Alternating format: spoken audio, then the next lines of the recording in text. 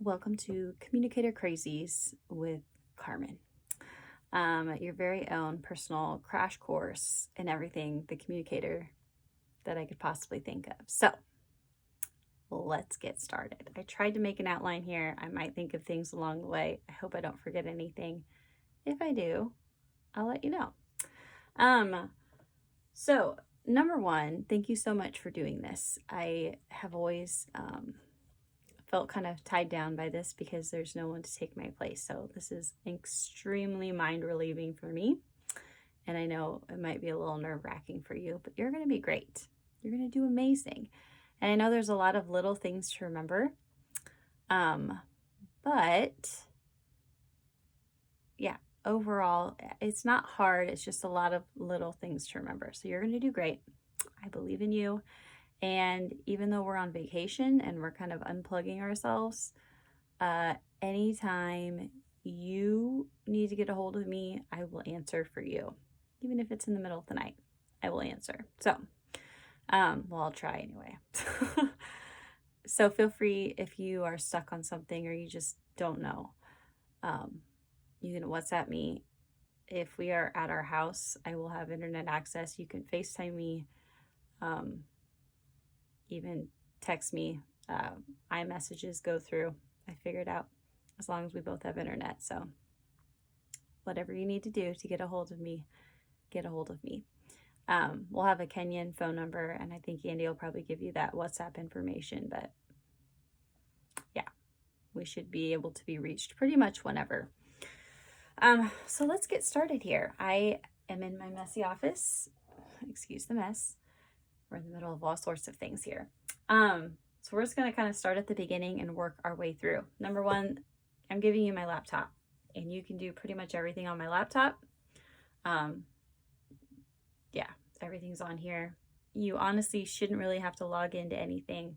It does have like face recognition, and that obviously will not work for you. So my laptop pin is 9383 to get in there. It's the last four of my phone number, if that is helpful for you. So you can get in here. We're going to be using InDesign. All of the letters are going to be typed up on Microsoft Word. So when I'm typing things in, the letters are pretty much all typed up by my mom, and you'll have two other helpers helping you. But I type up all of the classified ads and all of the thank you notes.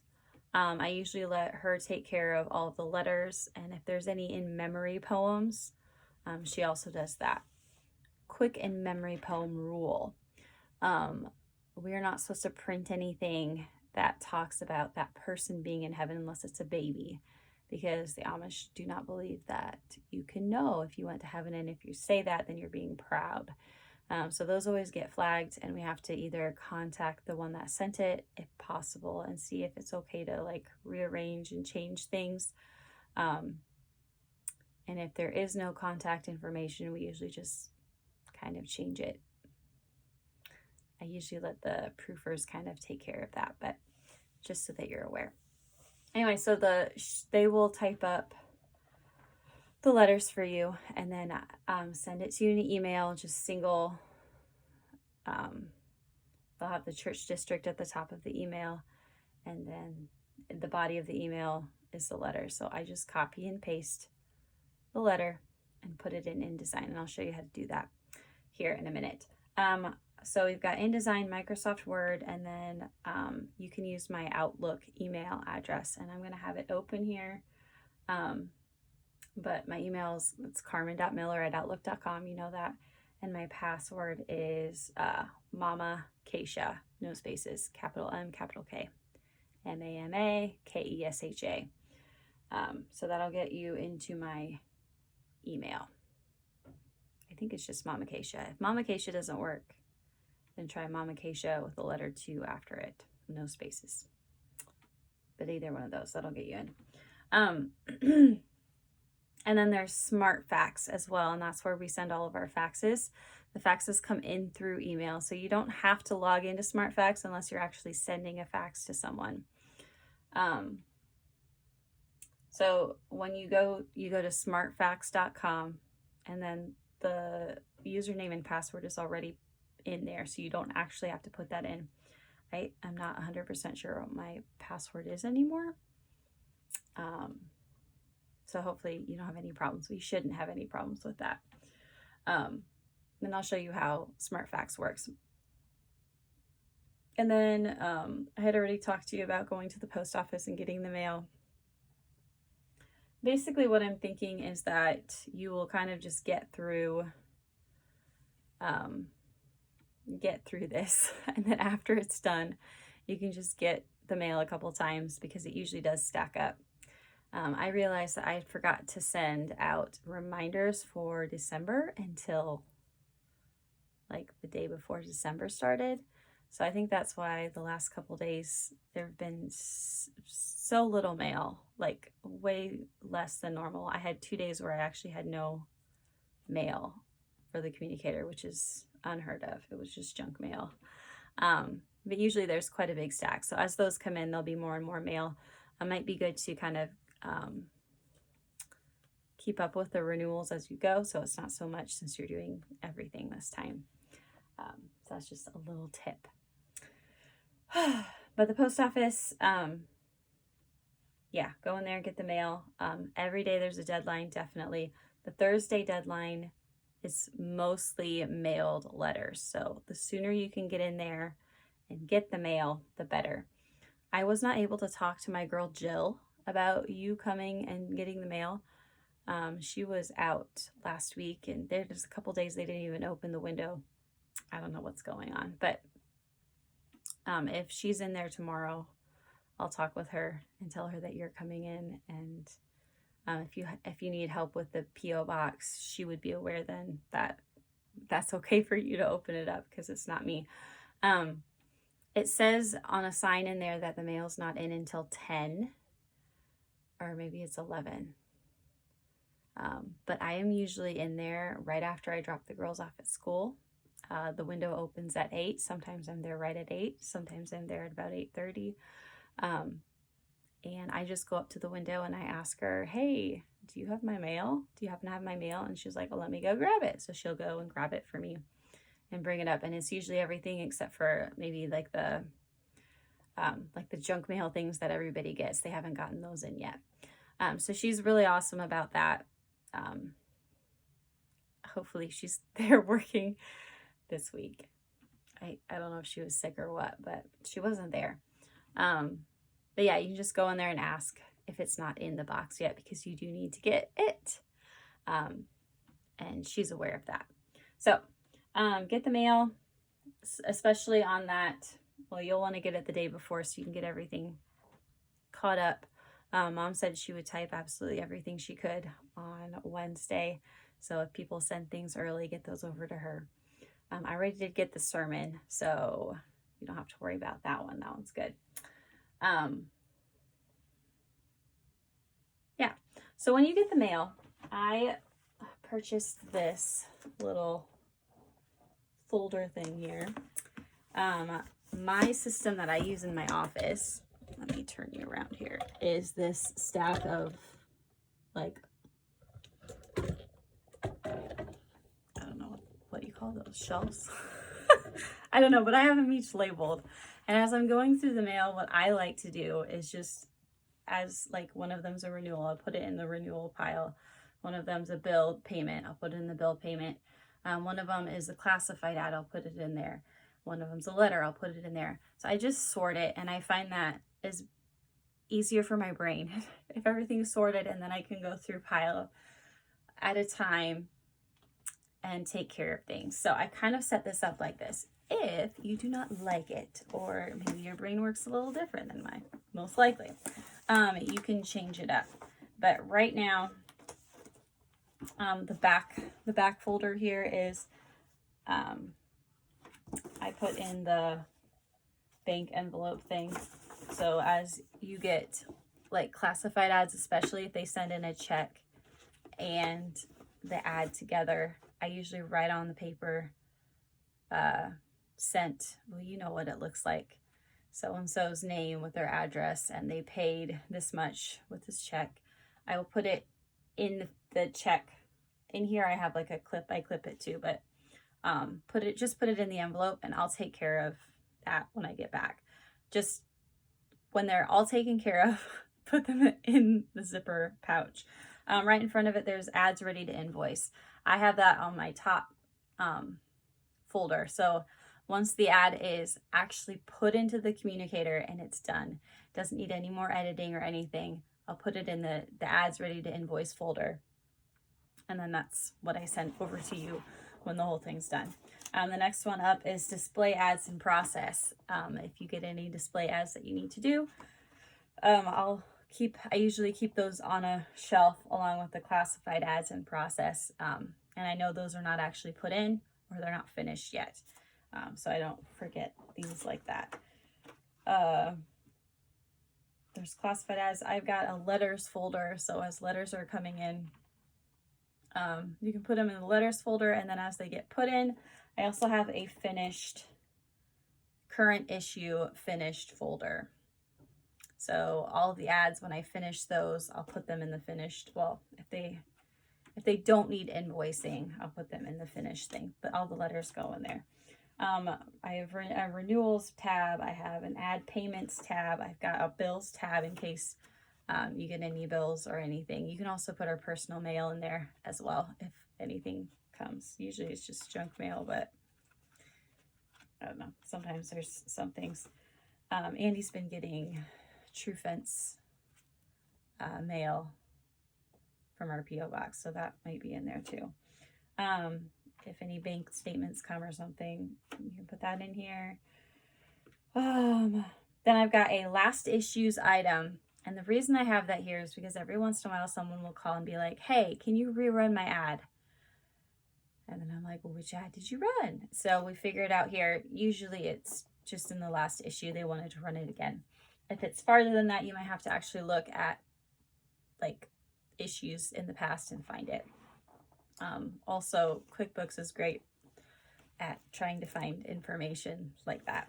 But I've got all of those things here. So if somebody calls and says something like, hey, you didn't do this, or you should have done this, you can look through that file and find hopefully whatever you need to find.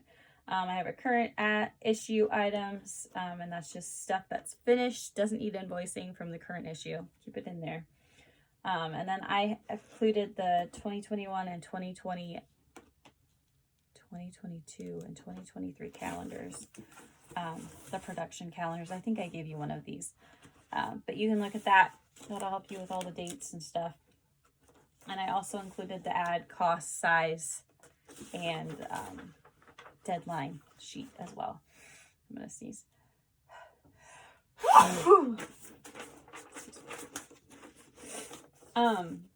One thing that I'll try to call him tomorrow, but if I don't get it done, this is like 2 in the morning. Okay, I'm fine. Everything's fine. The blood drive guy didn't call and update, and there's one blood drive that is outdated on the blood drive thing. So there's a paper here that says blood drive. The contact guy's name is Malin Schwartz. He's also a scribe. But if you call him, either him or his wife should know where the next one is for that. But they need to send me a new list. Actually, I've got a couple faxes I haven't opened yet, so maybe they did. But they need to send a new list, and they haven't yet that I've seen. Anyway, and then in the very front, we've got our church districts list. So all of the church districts are there along with all of the scribe that write for that district. And then the bottom portion here is the board of editors. So our proofreader is Annette Schwartz and her sister Joanne. Those are the ones you're going to send the proof to on Thursday. And then I've written this all on his paper so you can see. And then on the Monday deadline, that one I like to try to get that over as soon as possible because they have more to go through and usually a tighter deadline. So as soon as possible on Monday, get it done.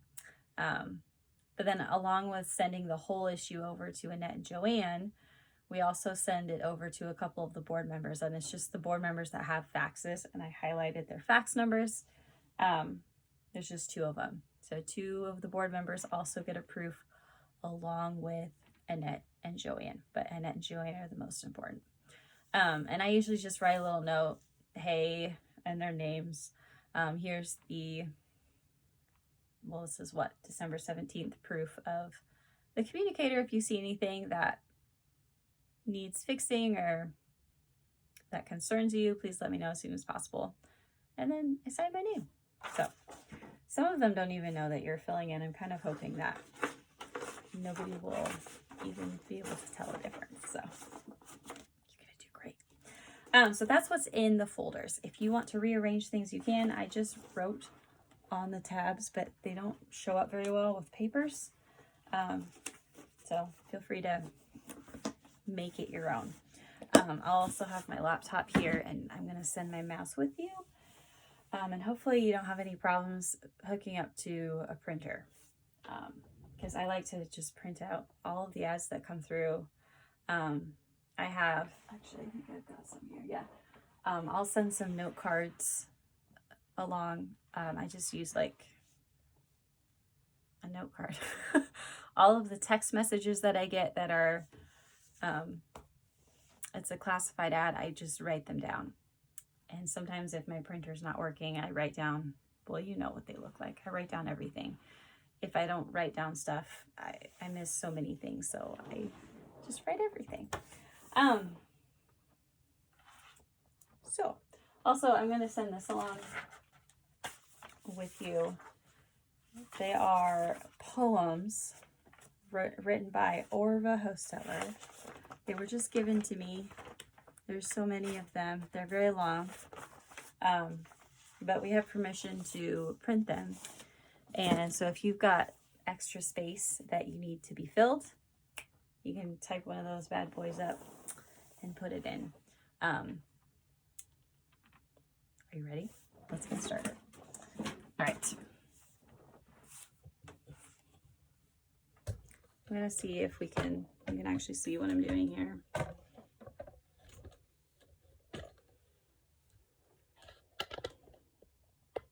All right.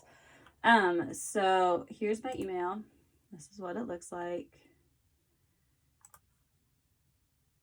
Just keep refreshing. I do recommend checking the junk mail folder here. Every once in a while, somebody who's supposed to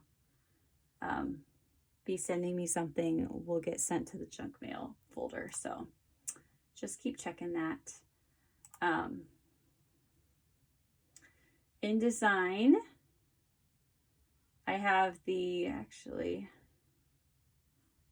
is this the one I'm working on? I haven't saved it. Yeah, here it is.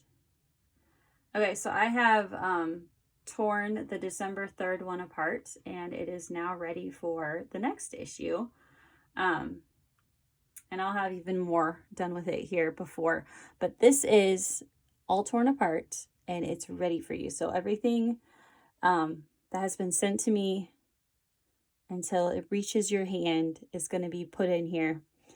Maybe other than the mail that I get tomorrow. I'm not sure if I'm going to have time to finish that. But everything will be up to date as much as possible. So you shouldn't have to change anything on here. On the front cover here, this will be the sermon, and I believe my mom sent it over already. So the sermon will be here. Any thank you notes that you get, we put them in here. There is a little box here. I don't know if you can see that. Let me see if I can I can't zoom. Okay. All right, so there's a little text box right on the side here. And I usually just copy and paste. And if you don't know the copy and paste keys, which I didn't know when I first started, copy is Control C, hold them together, and then paste is Control V. I don't know. You can also use your mouse anyway. So a couple, and then I would just type in the thank you note, and then thank you notes always have a little line above. So I'd put another one up here. And then you can adjust the size as necessary. So if it's a really long one, you can make it bigger. The thank you notes are always centered, which they already are if you use the template here. Anyway, so that's how those look. And then this section is usually announcements, not announcements, like events that are coming up. So up here is somebody's birthday, open house. This is Christmas church. So this year's a little different. Usually it's just the A churches and the B churches, but the B churches are on Christmas. So there won't be so many up here. This will only be for the A churches because pretty much every church has a Christmas church where they'll meet on Christmas, whether it's on a Sunday or not. So if you hear any of these A churches say in their letters where Christmas church will be, you'll put that in this section right here. But yeah, the birthdays are all up to date. You shouldn't have to touch those. This is up to date. You don't have to touch that. And then this is where you're going to put letters. So over in the margins here, I have put all of the church district names, and I actually put them in alphabetical, well, alphabetical-ish order. I didn't, like all the A's are together, but I didn't put the A's in order. So you can find them. They're going to be great. They're all in here. There's a, like this one says John Zare, and this one says John Zare continued. So let's just, actually, let me go find a letter. I think Mom sent me something. Maybe not yet. I'm going to get an old one. All right, this one says Hicksville, Ohio. This is from the last one. It won't actually be in here, but I'm going to show you how to do this. So this is what it looks like in my email. Just click on it. It opens it up. Eventually. My computer is not plugged in.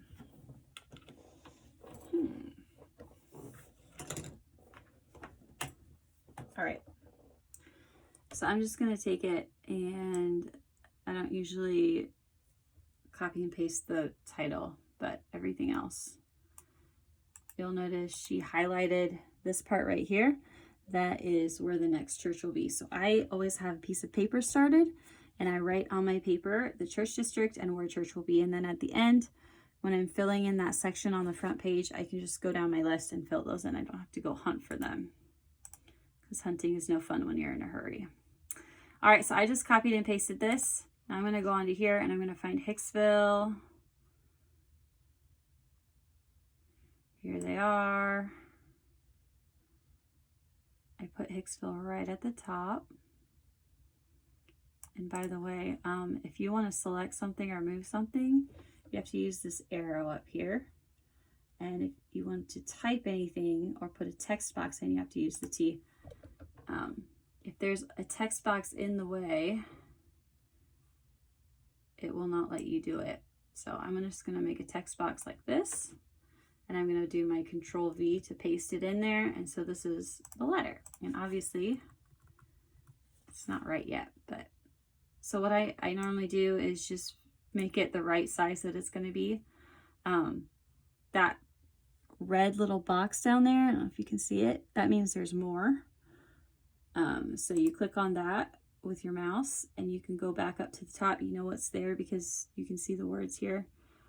Click on that, and now it's going over my box here, so I'm going to readjust this, and we're going to make a third line.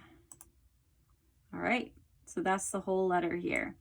Now, when you copy and paste from Microsoft Word, it makes a gap where every indent would be, which is actually kind of nice because you can tell where the paragraphs are supposed to be.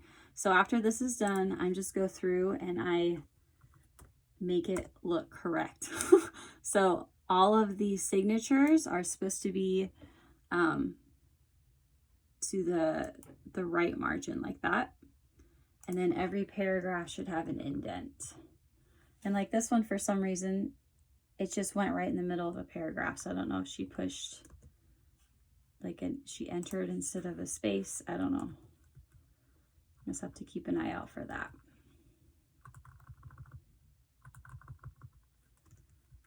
And you go through and fix it all up.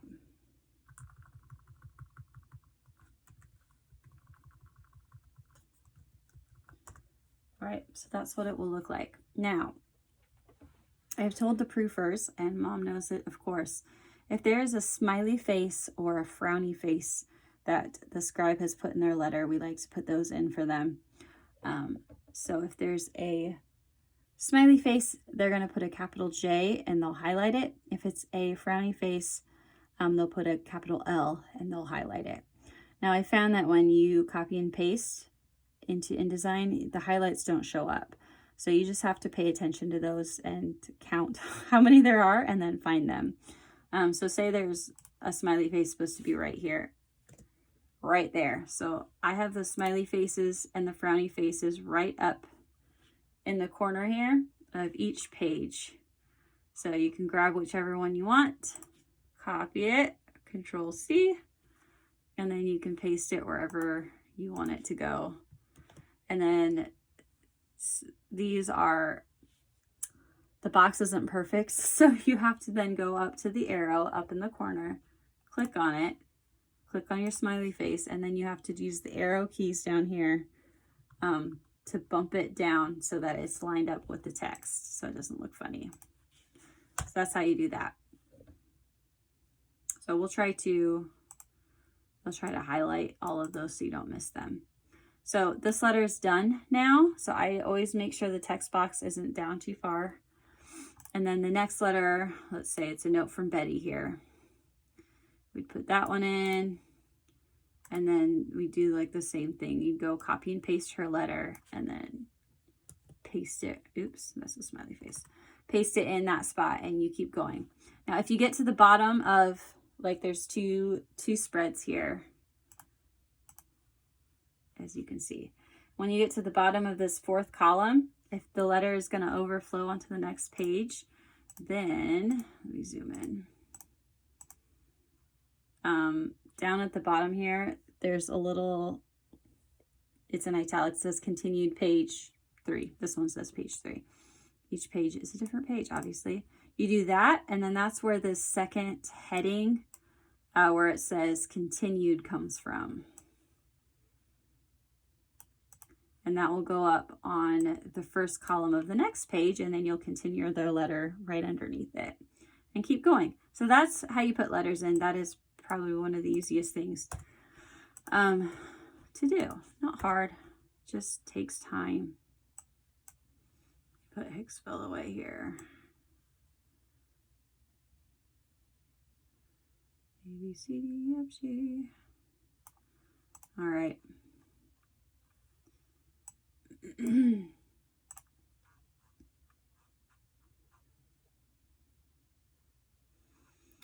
All right, so that's putting in letters.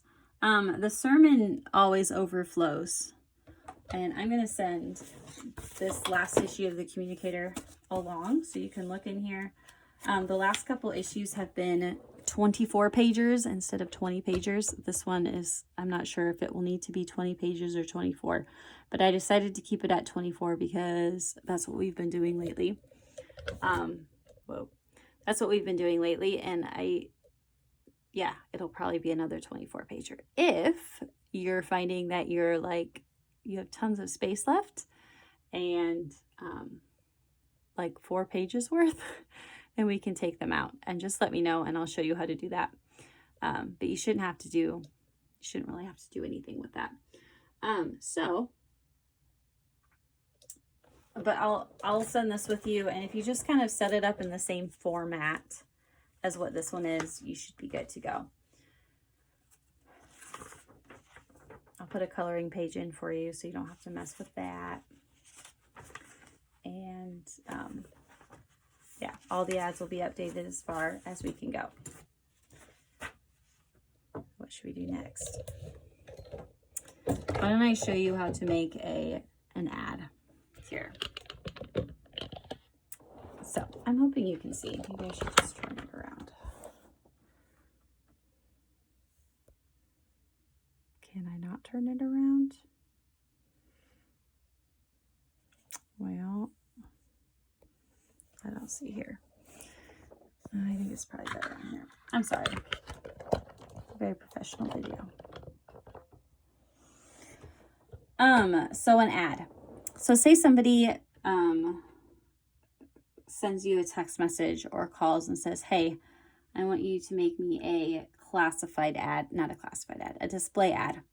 So you tell them what sizes we have and what the prices are, and they say, hey, I want a quarter page. I want a quarter page ad. I'm going to send you some pictures. Oh, I'm sorry. I'm going to send you some pictures. Can you make it for me? And I say, yes, of course. So how you do this, up on the top of the page, you'll go over to this little house in the corner, push on the house, and it brings you to this page right here. You're going to push the blue button that says new file. And then this is where you put in the size of the ad. So it's always in picas. We don't want picas because I don't know what a pica is. So I go down to inches, and that changes everything to inches, which is nice. So the width is, for a quarter page, it's 3.875, and the height is 5 inches. So this one's ready to go. You go down to the other blue button and push create. And that brings up this next page, which looks like this. I like to zoom out, and to zoom on here, there used to be an easy button and it kind of went away one time. Yeah, by the way, I don't usually update InDesign because every time there's an update, it changes so many things and it's frustrating to me. So I usually wait until it'll just randomly update for me in the middle of the night sometime.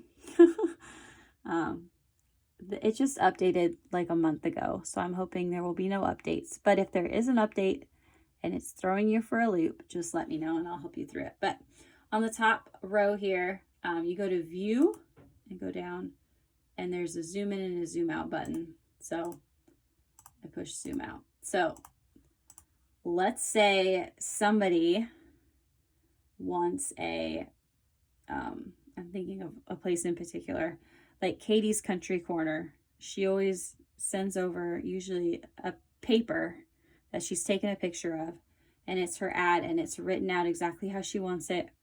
She'll say, like, I want a Christmas border here, and I want this and so here. So I'll go over to Google and open a new tab, and I'll put like free Christmas. Oh, there it is. Free Christmas garland with berries border. We'll do that. And go to images, and I'll find one that doesn't have watermark on it. Something that will work for what I'm doing.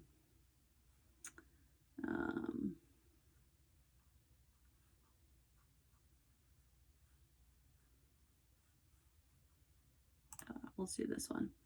So I'll take it and I'll do just copy image, and then I'll go back to InDesign down at the bottom, click on it, and I'll paste it right in here.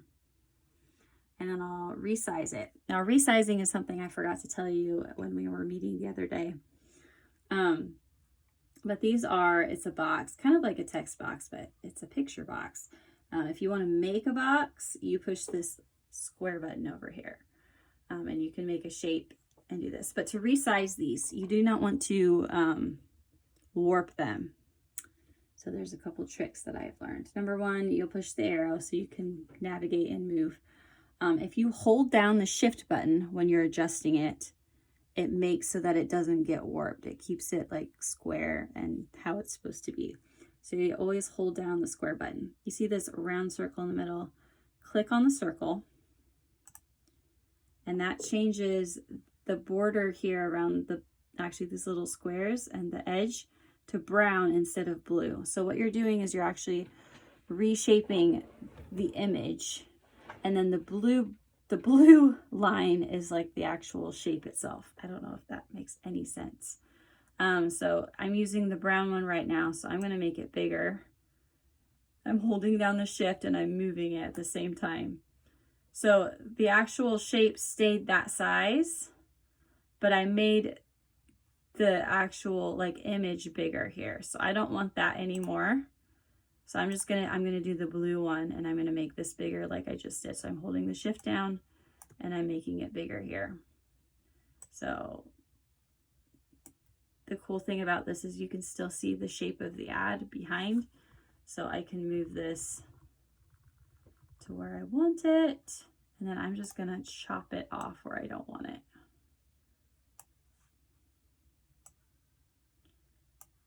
I wouldn't actually use this image. This one has letters and stuff on it, but okay, so that's the image I just used here. And then I would put the ad on here. If there's pictures that you're copying, like somebody sends you a text with pictures, you'll have to do the same thing because they usually come absolutely ginormous. So if they are huge, they don't even fit on the screen sometimes, I zoom way out so I can see what I'm working with. And then I resize it and then zoom in so I can work with it. But you'll have that sometimes. So say I want to put a text box on here and write something, you have to actually make a text box here. And then up here is where you'll pick your fonts. Minion Pro is like the one that it's always set on. I don't like that for some reason. So you can pick what you want. Let's go Arial and be boring. I'll say Merry Christmas. I'm a little, like, I don't know how to do everything on here. I'm sure there's like a million things that this program can do that I don't even know about. But, so I wrote Merry Christmas on here. I want to center it, so I'll push that up here, center it. Come to our 5% off sale. I think those are funny. They have a customer appreciation day and they're giving away 5%, a 5% discount. You wouldn't want to get too crazy. This right here is the font size, so you can make it bigger. The one underneath is the size of like the spacing size.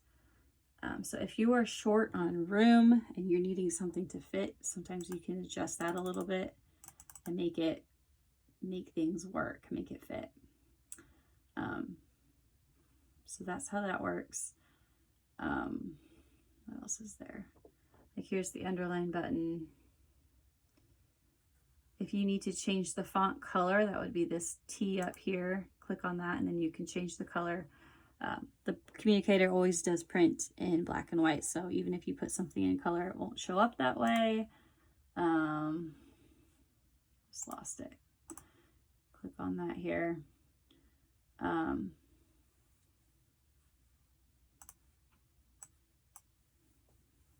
else we got here? This T down here with the cross, the X through it, that's actually like an outline color. So I have this written in black, so if I would pick, oh, let's pick pink here. It actually outlines the outside of the letters in whatever color you want it to be. Sometimes if I'm writing on a black surface or a dark surface, I'll do white to make it show up better. But that was just something I figured out recently. If you need to adjust the color on something, like say this is really dark or somebody sends a picture that's so dark, you can click on it, just select it here, and then this, it says 100% up here. This is the, I forget what it's called, but you can make it really light. Sometimes I'll do that on a background. Now, if you do this, it says you get an error message when you go to save it about something about the blend transparency space doesn't match something or another. It will always come up if you do something like this. It's okay. Just push OK and keep going. You don't actually have to change anything, but that's how you change that. I also do this if I am just putting in a box. Like sometimes I'll make boxes here and there. Like say I want to make a bar here. I just made a box. This right now, it's nothing. It's just like it would be clear. So I don't want that. So I'm going to go over and click my arrow up here. Select this. Well, now it's in the wrong place. Yeah, I have to just show you that. So it went, for some reason, it went behind this other thing that we just did here. So you can move it out of the way. What in the world? All right, you can move it out of the way. Like that. But if you need to rearrange things, like maybe your font went behind something, you click on it, select it, and then right click on it. And this little screen will pop up and you go up to arrange. And then you can do send backwards, send it back. It usually says send forward. Do whatever you want it to do to make it go where you want it to go. I don't want this box to be clear. I want this box to have an outline. So I'm going to go up where it says 0 point.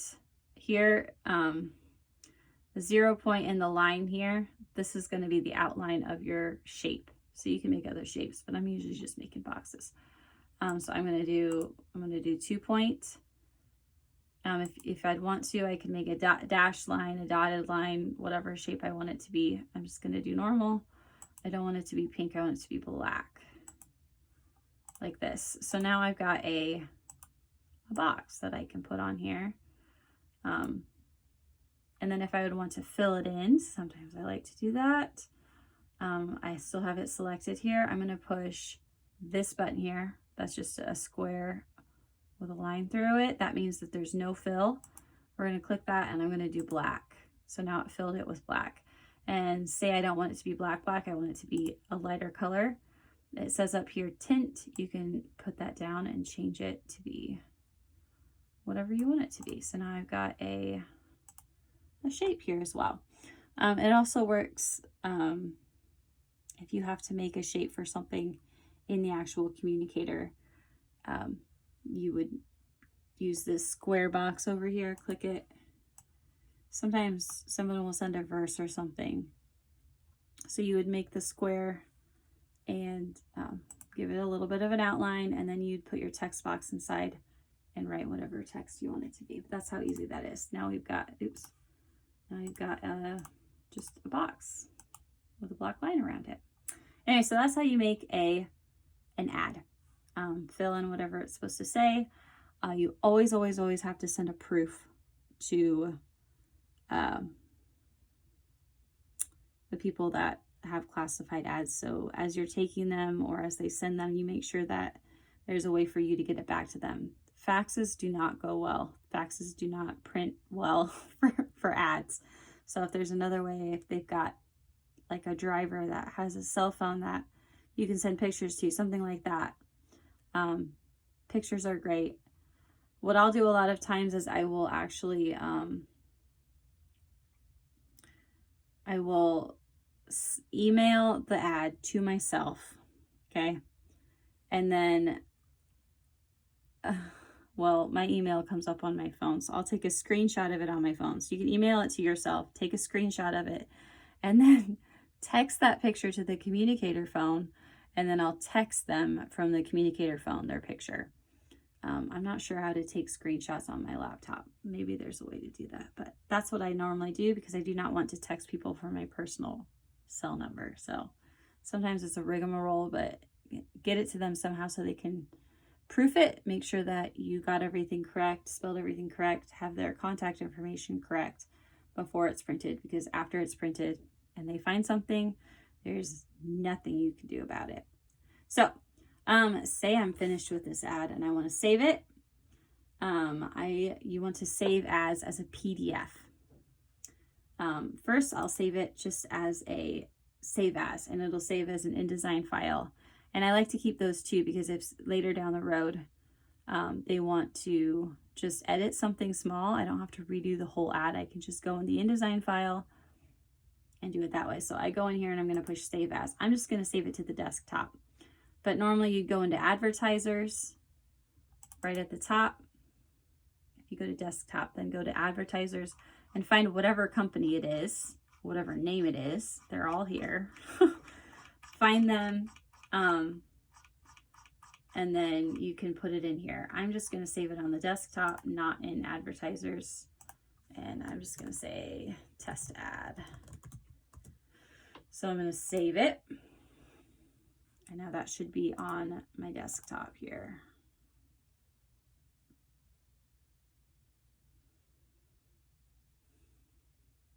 Where'd it go?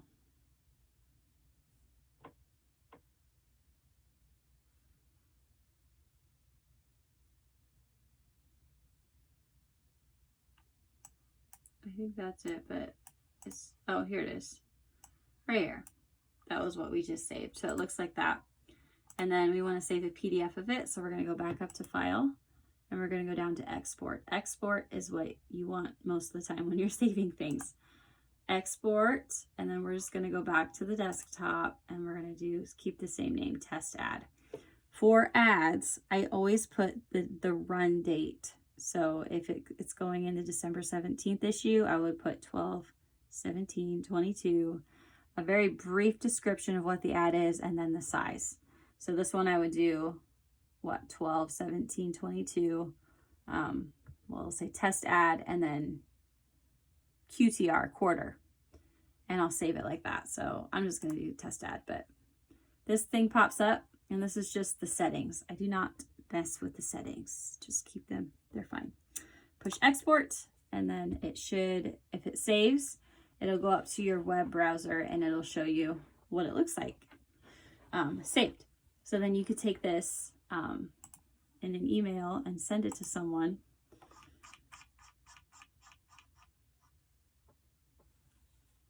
And attach it into the email.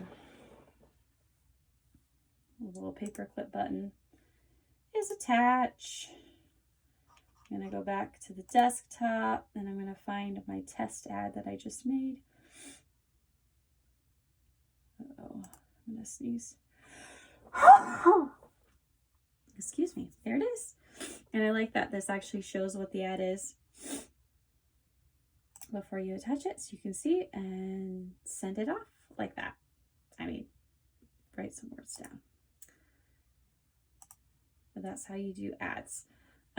Same thing if it's a bigger ad. Now, if you are making an ad on here, you'll notice on the top, there'll probably be a bunch of tabs.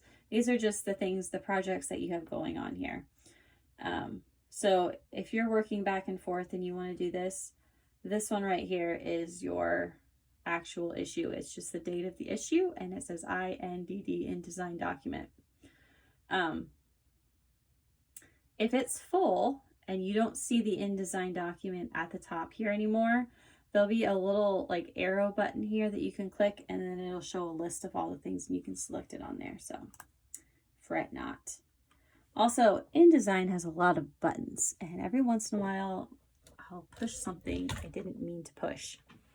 That's totally normal. So like maybe this bar on the side, the control bar, will disappear and it's gone. And you can't do anything without the control bar. If that happens, Google is my best friend. I still don't really know why it does that sometimes. So just Google InDesign and then whatever your issue is, and you can usually figure it out pretty quick. Also, every once in a while, and sometimes it's worse than others, this program will just crash. It'll just crash. You'll notice because like the cursor, you click on something and it won't move anymore. It just like freezes, and then it says, there's an error. Do you want to send a report? And I usually write an angry note. Maybe not really. I'll write something about what's going on and then push send report. And then it takes you out of the program, and then you have to completely go back in. So you'd push the button on the desktop and you go back in. I do a lot of work on my desktop. I just kind of save things on there. And then as the issue is complete, then I move things into the proper folders. That's normally what I do. So that's how you make an ad. That's how you put in letters. Classified ads, we'll go through those quick. Classifieds are usually, well, they're on the last page, the last page. Here they are. Right now, we're still doing pretty good. But as it fills up, which it will, I have an overflow page, and I think it was page 13 last time. So there'll be like an overflow classified ads continued. You can just keep going here. Once you get to the end of this line, it will automatically start typing in another place. So it should bump you to the next page. Something that you need to know that you'll keep your eyes on here is these, they do not want the classified ads, to overflow in a different line. So this at the Wellness Way of Sturgis is a super long ad here. So it goes here and then it goes all the way down to here. We don't want that. We want that all to be in the same column. So I'm going to move ads around to make so that the ad will fit. They will fit in each column. And you'll do that with all ads, even small ones. So sometimes I'll be counting lines, 1, 2, 3, 4, 5, 6, 7, 8, 9, 10. And then I'm counting ads over here and trying to figure out how many I need. And then I'll just cut and paste them in a different place. So you'll probably have to do some rearranging, but you don't want ads to be, the goal of this thing is to be as clear as possible all the time. So keep the ads together as much as possible. Don't skip around like the in-memory poems, put those all together. Try not to like break things up too much so that people can kind of track where you're going. And you're going to do fine. It's fine. I did say I'm going to give you this last issue of the Communicator so you can kind of use it as a template. And no issue is exactly the same. So you just have to kind of make it do. If you want to send me like a kind of a proof of it as well. I mean, the proofreaders will do a great job helping you out too. But if you've got questions on stuff, just let me know. So that's the classified ads. Those are not hard. You just want to be sure that the phone numbers are correct and then the information that they give is correct. I do not like to take classified ads over the phone, but sometimes I have to because people send them over or they wait till the last second. Classified ads are due the Monday before. So that Monday deadline, they're due on Monday at noon. So that's the last they can do them. And obviously there isn't time to mail or do anything like that. So unless they can text them to you, sometimes you have to take them over the phone, but I try very hard not to do that. The deadline for the display ads is that Thursday. So they're supposed to have everything to you by that Thursday. I usually try to cut things off unless I have a lot of space left and I'm going to have to fill it up with something else. But letters get first dibs. We need to have space for that. So you don't really want to go on past what page here? Maybe 15 or so. I like to put something in for the kids, something. I'm sorry, my nose is so itchy. Put something for the kids, and then the rest can be display ads. But yeah, technically I was told when I started that the display ads all need to be sent in and approved before Thursday at noon to be ran. And she would like not let them put them in if they weren't approved in time. I am not quite that picky because most of the time I don't have time earlier in the week to get all of those things done. I kind of think she ate and breathed and did all of those things, Communicator and nothing else. But I don't have the time for that. So I don't do that. What else do you need to know here? To save the Communicator here, there's 2 different ways to save it. When you are sending things to the proofers, you're going to save it in a PDF and you're going to put that export button that you did before. So say we're done with this issue and we're going to save it here. We're going to go up to File at the top, click it, and go down to Export. And I always save these to the desktop, and I'm just gonna make like a fake one here.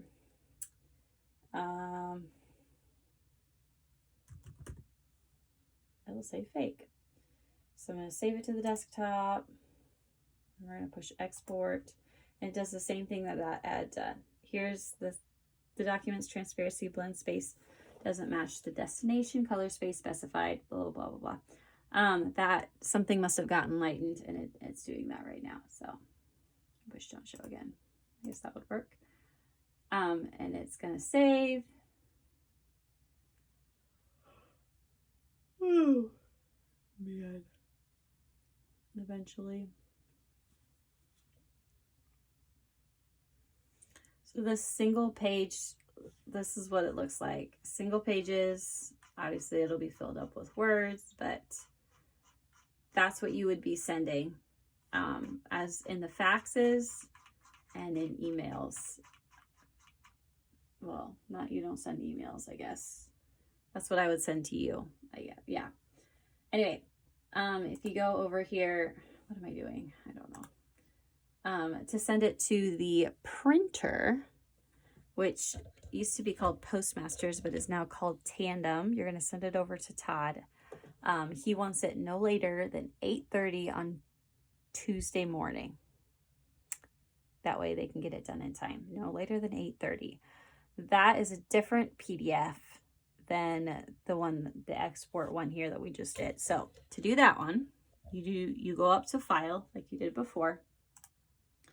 But instead of going to export, you're going to keep going down to almost the bottom, and it says print booklet. Print booklet is what you want. Click on that. It should all be set up. You should not have to change anything at all. So just keep it how it is and push print down in the bottom here. And this is probably the most nerve-wracking part of it all because sometimes it doesn't want to work. And this automatically comes up to the file that it's supposed to be in. And I'll show you where that is in a minute. But I'm not actually going to save this. But it saves it. I'll show you what they look like.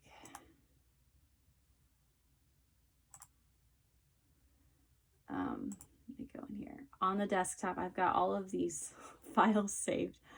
Over here is the important things that we keep all the time. So here is probably one of the most important ones, the database, and that's where the scribe list is, and the birthday list and things like that. Down here is issues. So I've got all the way from 2010 down to 2022. Every time there's an issue, I save the InDesign file and I save the PDF. And if you don't really have to put them in here, but that's there. So if you need to find another issue, it would be in here. Although I did delete a bunch earlier in the year. I'm not exactly sure what I was doing, but I did delete some. So that's in issues. Over here, it says to Postmasters. That's what you're going to send over to Tandem to print. So this is what I do. I save it as the Communicator with the date. This was the last issue here. So this is what it looks like.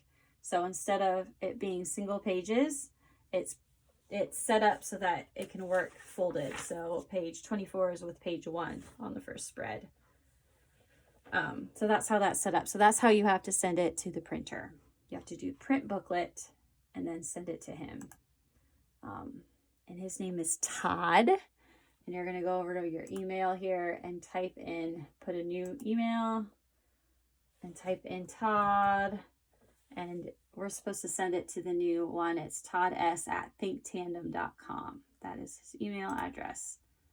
And it should go fine. I always send the print booklet one that we just did here. Attach that file and then also attach the scribe list as well. So that is what we're working with here. Anyway, if you need to send a fax, we're going to go to smartfax.com. This is what it looks like. Comes up like this. And up here, there's a sign up and a login. We're going to log in. And this comes up and it's already filled in with my information. So push login and it should log you right in. You don't have to do anything.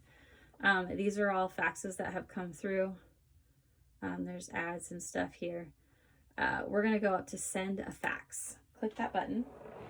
I'm not actually going to send a fax, but I want to show you how to do it here.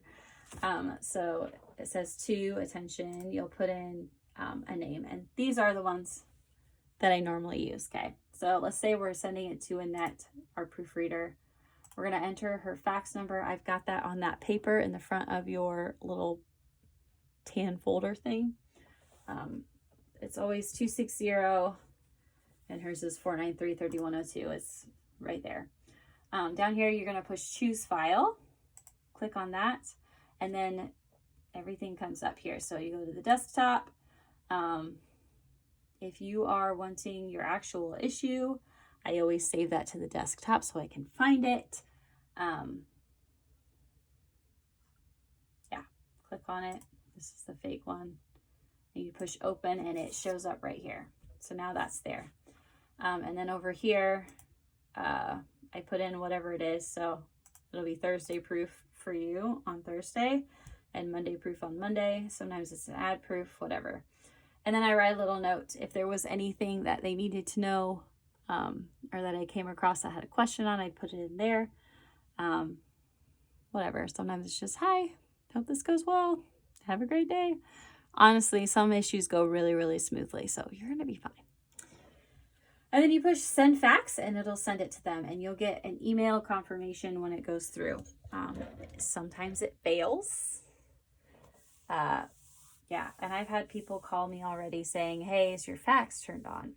And our fax is not a normal fax. It comes through email. It's always on whenever, as long as we have, well, even if we don't have Wi-Fi, it'll still come through.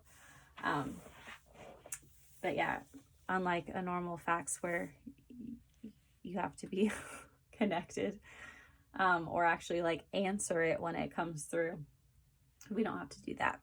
But every once in a while I'll try to send a fax and it'll fail, and I'll try numerous times. Just make sure the number is correct, and yeah, I don't know, make sure the number is correct. That's probably the biggest thing. And then most of these numbers, like on that scribe list, the district list, it doesn't have the 260 in front of it. Just make sure you put that 260. So that's all it is for faxes, but they do come in your email. They look like this. Let me find one here. There was one that I opened on accident. What I normally do is I do not open an email that I know is Communicator unless I'm ready to deal with it. Because if I do it, then it's gone. Same with text messages. If I'm not ready to deal with a text message right away, I will not open it. I'll keep it unopened so it's blue and I know that I haven't touched it yet. That's the best way I know how to deal with that stuff. So the fax looks like this. I don't know if you can read that. It says smart fax notification. Click on it. Sorry. Click on this and you would click, this is a PDF of the fax. Click on the PDF and it comes up just like this, and then I would usually print it from here. If for some reason you can't print it, you can, oh man, if you can't print it, you can write it down. I'm going to print it. Print.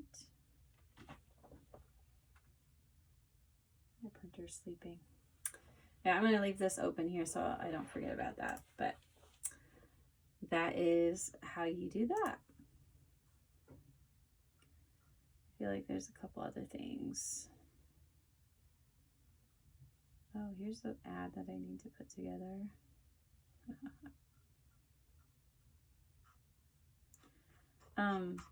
Our school emails also come through on my Outlook, so I'll be checking those. You don't have to mess with those.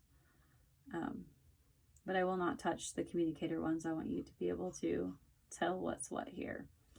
I also get some junk mail on here. I'll delete those too. Anywho, what else do you need to know? As I'm working, like every time I'm finished with something, I will just go to File and push Save As, and that just saves the InDesign document where you're at. so you don't lose a bunch of work. Just push save as, and I'm going to actually resave this in the proper date because it's still on the wrong one.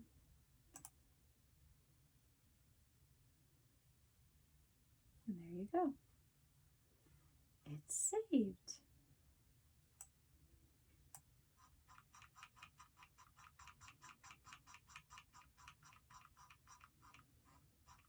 Trying to think if there's something else that, oh yes. Let's go over to renewals quick. You know how renewals work, but I wanted to show you kind of my system here and how to actually save it in a way that you can send it over to the printer. So over to database, and this is a touch screen, by the way, if you feel the need to touch the screen. We've got expired, we've got 2 postmasters, birthdays, church districts, and communicator subscribers. You shouldn't need to touch birthdays or church districts. Expired, you also shouldn't need to mess with. I dealt with that already. You're going to need to know 2 postmasters and communicator subscribers. So since you'll have my computer, you don't need to send anything away. You can just keep updating this one and keep saving it as you go. So actually, let's go to communicator subscribers here. This is the spreadsheet. You know what this looks like. Say I'm ready to send this over to, like, I'm done. They're all updated, and we're going to send it over to Tandem Postmasters, whatever you want to call them. I'm going to go up here to File in the corner, click that. I'm going to push Save As.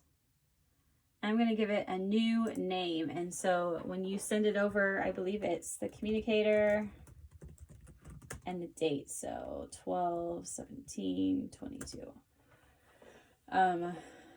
So we're just going to save it like that. And that makes, this is now a copy of what we just did. So this is not the same one, and you can edit this.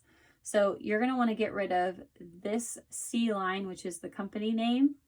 Get rid of the phone number, the spouse, the income, and then any other notes that are on here. We're going to get rid of this. You click the letter at the top, right click on it. We're going to push delete, and it deletes that whole column. You probably know this. And we're going to delete. Click on H, and then you can hold your mouse down and you can scroll all the way over to the end here. Right click, delete. So that's all gone now. So now it's just name, address, and then expiration date. That is all. And they're ready to go. And I would save this like this. And then when you're ready to send over the communicator, this is what you would send, just like this, but not actually this one. I'm going to X out of here. Don't save it. I'm going to delete this because it's not going to be right. Yeah, and you don't have to worry about getting things in the proper folders, but this to Postmasters folder is where it would technically go, the communicator with the date. And I'll figure that out when I get back. Just honestly do the bare minimum and you'll be fine. So when you actually get subscriptions, I have this handy little notebook, and I think I showed you this the other day. I not only, well, you put them into the database. When I have the checks, since I'm dealing with the checks, I like to mark those off here. So I will find it on my paper and highlight it, and I'll put the check number at the bottom. So here's one that came through with a check number. And I do this strictly for just double checking. People will call and be like, hey, did you get my check? Or actually, when you send over the completed subscriber list, I usually go through just a couple of them and make sure that none of them got missed. And then I also look at this at the end, and I'm not going to make you do this. We're going to skip an issue. But before I send out this issue over here on this page where I have the microscopic writing, I write down everyone who gets removed from the communicator. So if they have expired and I actually take them off the list, I write them on here because there's no other way to tell. And people will call and be like, why didn't I get my communicator? This is where I look first. I look on this paper with the microscopic writing. And if their name is there, I automatically know they expired. They should have sent in a check and they didn't. So that's the first thing I look at. If they're not on that list, then I'll actually open it up, the database, and see if I can find their name there. If they're on there, then it just got lost in the mail somewhere. And I don't know why. I don't know why that happens sometimes, but it does. So it's just honestly for double checking, because it's easy to make mistakes. I don't like to make mistakes. So before I take them off the list, I'll make sure that they're not highlighted on here. I actually found one last time that they sent in a renewal, but it wasn't updated on here for some reason. So I marked them that they paid, because according to what I had gotten, they did. So I don't know if something else, it got put somewhere else. I don't know. Just make sure you're saving as you're going along. But yeah, this is just double checking. But it's here. I'm going to send that along with you. And it's all up to date so far. Until tomorrow when I get more mail. But it's all up to date. What did I miss here? I showed you how to save things.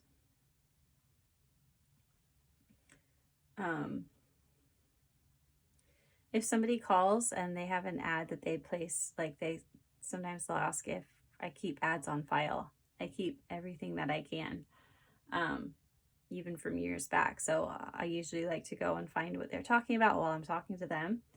And if you go on the desktop here, that advertiser folder is right here. Click on that. And then all of the advertisers will come up. So find their name. A couple of them have more than one, and I apologize. Someday I'm going to sit, when I have time, I'm going to sit and clean these all up. Put them all in the same format. When I first started, I had no idea what I was doing. But when you save something, you have to make sure it's going to the right destination, like desktop, for instance. And then make sure it's going to the right folder, like advertisers.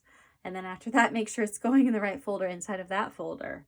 Subfolder, maybe that's what you call it. So just make sure things are going into the right place. Otherwise, I don't know, maybe you'll find it, but I'll never find it again. Yeah. I feel like that's all.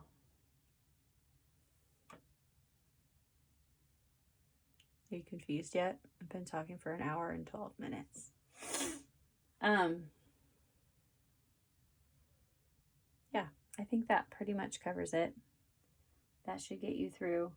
That first Thursday deadline, they like to have it sometime between noon and 2. She gets off work at 2, so they like to have it. I've had times when that's just not possible. So that happens. And then that Monday deadline, also kind of the same time, but get it over as early as possible, so they can get it done. Sometimes they'll have evening plans, and absolutely, I don't know how she does it. Both Joanne and Annette are in wheelchairs. They have very limited mobility. They write, but like Annette can't extend her hand much past this. Same with Joanne. So they've got helpers to come get them ready for bed at night. I think they go to bed at like 8 or 9. So they have to be done at a certain time before their helpers come. Their parents are getting older, so they can't really do a whole lot anymore. But they're amazing. They're very, very, very nice. And yeah, they're amazing. Probably my favorite part of the job is them. Yeah, for the phone, here it is. I have kind of been neglecting it here, so I've got quite a few voicemails I need to go through. But just keep checking text messages. Sometimes if you open the phone, like the fact that there's new text messages will go away. Like I've got one there that I need to take care of. But just keep checking the phone. You do not have to answer it before 9 o'clock in the morning or after 5 o'clock, but try to answer it between those times. Some days are really slow, some days are busy. And a lot of times it's just questions like, if they would read the communicator, they would find the answers to their questions. I'll have the voicemail box all filled up so it doesn't fill. You shouldn't have to log in or anything on that, but if you have any problems, let me know. Yeah, a lot of times I feel like if they really need to get a hold of me, they'll try calling me again. The voicemails that are like, hey, I have a question, call me back. I don't usually call those back because they didn't give me a name.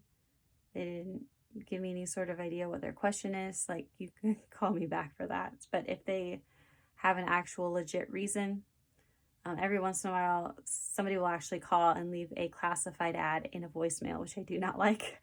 But it's important to check those, especially before the next issue goes out. So keep checking the voicemails if you miss phone calls. I think I had mentioned before about notes. The last time you had used the phone, I think you just sent emails every time I needed to know something, which is fine. But if you could maybe just keep a running list going of all of the questions or all the things I need to follow up with in one place, I would really like that. Just for my brain, when I get back, to kind of have everything all in one place. If it's something that's urgent and you really do need an answer for something, let me know. But if it's something that doesn't need attention immediately, yeah, just add it to the list. Every once in a while, especially companies, they will ask for a new ad size cost deadline sheet. I just made one. It's saved on the desktop, 2023. You should be able to find it on the desktop. I'm going to clean out my desktop before I go so you don't have to look at all my ugly icons. But yeah, I think that's all. That's all I can think of right now. There's probably more, but that's all. I'm going to let you go. If you have any questions, let me know. Hopefully you were able to see what I was doing and feel a little bit more comfortable about getting this done. It's really, honestly, it's not hard. But it just takes time. I've written on, it was on this Scribe District paper. My aunt Joyce Martin and one of my mom's friends, Jenny King, are going to be typing on that Thursday when my mom can't type. So both of them are going to be typing. They both agreed to it, and I sent them an email with just some kind of rules or things that I prefer, and hopefully they can stick with that. But I included their email addresses on that paper, so you can send, as letters come in, go back and forth from, to them, so they can type those up. That Thursday is the mail date, so there are some that will email, but by far most of them mail, and I just take a picture on my phone and then I email it straight to my mom. So you'll have to email it to them instead of her on that Thursday. Mom will be back on Monday, so you can send all the letters to her then. And I forgot to write her email address. I'll do that. It's her name, Jane Hosteller@gmail.com. Yeah, I'm going to finish up here so that you actually have something to pick up tomorrow when you come, and finish my outline, and you're going to do great. So I believe in you. Have a great 2 weeks, and I'll be back later. See you later.